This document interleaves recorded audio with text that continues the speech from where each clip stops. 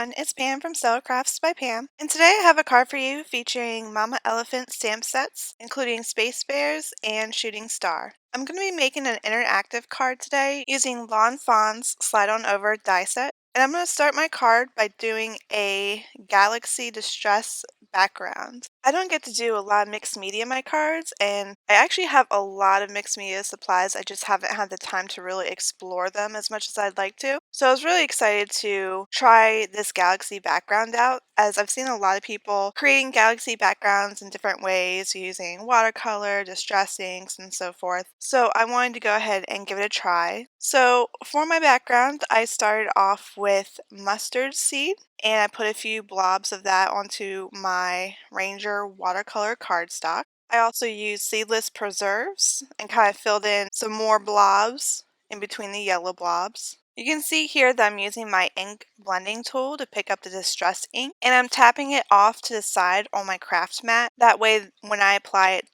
to my cardstock, I'm not getting some harsh lines from applying the ink. And this type of background can really be done with a bunch of different colors. I'd actually like to try it again using a pink, blue, and purple combination. So next I used Blueprint Sketch, and if there were any white areas, I filled those in with that. And I didn't do too much blending because if I blended too much with the blue and the yellow, I would get a green. I didn't really want a green. I also didn't want to blend the blue too much into the purple because I was afraid of losing that purplish tint and getting more of an indigo color.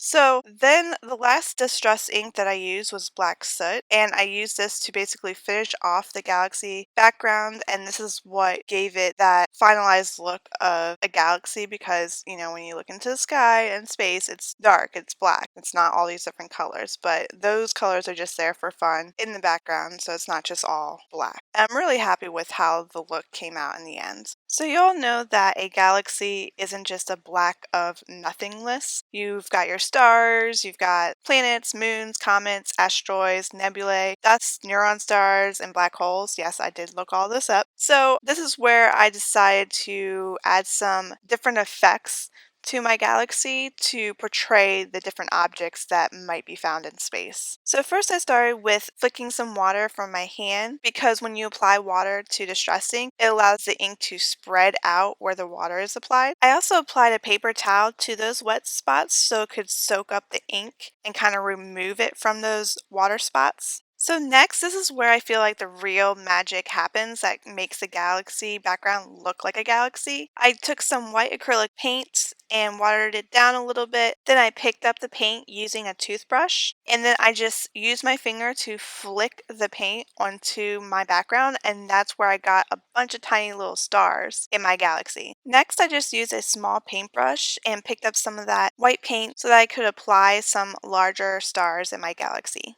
And then to add a touch of sparkle, I added some frost shimmer spray to finish off the background. Lastly, I heat set my background before taking it off my craft mat because it was still wet and I wanted to make sure especially that those large white paint droplets were completely dry. Now this was a really fun part about creating this background was removing the tape to see the finalized look, but from my experience, I learned do not pull off that painter's tape too quickly, or else you risk ripping your background and having to start over. And yes, that happened to me, so hopefully you can learn from my mistake. Alright, so now it's time to stamp the images that I'm going to use in my card. So first I'm starting off with this little astronaut bear from the Space Bears stamp set, and I use this bear specifically because it looks like he's floating in space. And then I am taking the star from the Shooting Star stamp set and I am stamping that about 4 times. I just wanted to have some extras just in case I needed it. Ignore the stars on the bottom. You saw that I used my powder tool on my paper, but when I did the stars on the bottom, I did not use my powder tool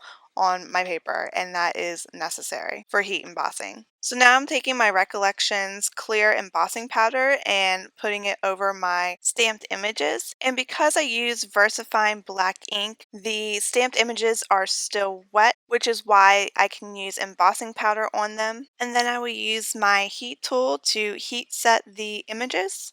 so that they are ready for me to color with my Zig markers. This has become my favorite way to stamp my images so that they're ready for coloring because with the VersaFine ink, you get such a crisp, clean image. And because it is a wet ink, it is necessary to heat emboss it. I think it gives it a nice finished look as well. So I've begun my coloring of my images and I start off with the stars. I use bright yellow for the tips of the stars and then use yellow to blend in that bright yellow color. And now I'm moving on to the first bear. This is not the bear I end up using in my card, but I decided to go ahead and show the coloring anyways. I started off with oatmeal around the edges and where the dark shadows would be on the bear. And then I finished off with the flesh color to bring out the color and blend the two colors together.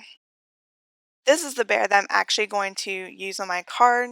I decided that I wanted him a little bit darker. So for him, I started off with beige around the outer parts and where the shadows would be on the bear. And then I used the oatmeal color to blend out the beige color and create some shading.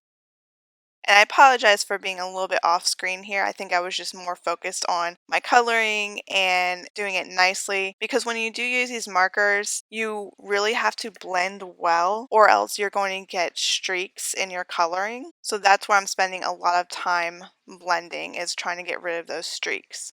I use beige for the very tip of the nose and then I use oatmeal for the outer part of the nose and the belly, and then I use flesh color to blend in that oatmeal color. Next, I'm going to go back to that first bear, and for this one I'm using oatmeal on the outer part of the nose and then using a water brush to blend out that color because there's not really anything lighter than that oatmeal other than the flesh color which I already used on his body. And then I finish off the tip of the nose with just the oatmeal color. Now I can die cut my stamped images using the corresponding dies and my Big Shot. Isn't he cute? And I still have that leftover bear that I can use on another card. Alright, so next back to my galaxy background. I'm going to cut my galaxy background down to 3 3/4 by 5 inches. And then I'm also going to cut down a piece of black cardstock to 5 1/4 by 4 inches. And this is going to be the mat around my galaxy background. I used tape runner adhesive to adhere my galaxy to my black mat, and now I can start lining up the pieces on my card so I can get an idea of where I'm going to place that slider die to cut out a spot for me to place my shooting star. Once I figured out the placement for my slider, I went ahead and ran that through my Big Shot to die cut it. So after I die cut the slider part, I went ahead and lined up my galaxy onto my card base and then placed some tape runner adhesive on the slider cutout and place it back inside the die cut part of the galaxy, adhering it to the card base and removing my galaxy background. So now it's time to stamp my sentiment. I chose this sentiment from the Shooting Star stamp set, and it reads, "The darkest nights produce the brightest stars." And this would work great as an encouragement card. I'm using my mini Misty to stamp the sentiment because I do not want to mess up my background, so I need to get this right the first time. I use the powder tool on the background because I'm going to be heat embossing. I use Versamark ink to stamp my sentiment, and I'm using some white embossing powder so that I can get a nice bright white image that's going to be visible on my galaxy background. Lastly, I heat set the embossing powder and used a white gel pen to fix any imperfections. Now it's time to officially create my slider piece. Yay! Finally, so I took a foam square and attached it to my star. I used a powder tool on the sides of the foam square so that it does not stick on the slider part. I also used the same powder tool on the slider part to make sure there's no adhesive that's going to create sticking. And then I took the second star that I die cut that was also colored and lined it up with the back star by placing it on the other side of the foam square and slider cutout. After testing my slider by sliding the star back and forth, I placed some foam tape on the back of the galaxy background. And while I was doing that, I need to make sure that my star was still able to slide back and forth without running into the foam adhesive. And then I took off the backing of the foam tape and I applied a second layer of foam adhesive so that my star slider could move really well without getting stuck. Here you can see when I flip over my background with the foam tape and line it up on my card, the star is moving freely back and forth and isn't getting stuck. So now I can remove all the backing from the foam adhesive and line it up with that slider cutout on the card base and attach my background. So now my slider mechanism is finally complete. It's time to attach my space bear, so I'm using a variety of both small and large foam squares to adhere my space bear to my background. And I'm making sure to kind of line him up so that he appears to be looking up at the shooting star while floating in space. So here's a good look at the finished card minus some finishing touches. You can see here how the slider works. So of course for my last finishing touch on my card, I had to add some sparkle to my star because stars sparkle, right? So I went ahead and I used both some Wink of Stella and Spectrum Noir glitter pens on my star as well as my background. And here you can get a good look at the galaxy background and the shimmer that is all over the card. And that finishes up my card. A list of products used will be in the description below. If you have any questions, leave a comment. If you like this video, give it a thumbs up and subscribe if you'd like to see more. Thanks so much for watching. I'll see you next time. Bye.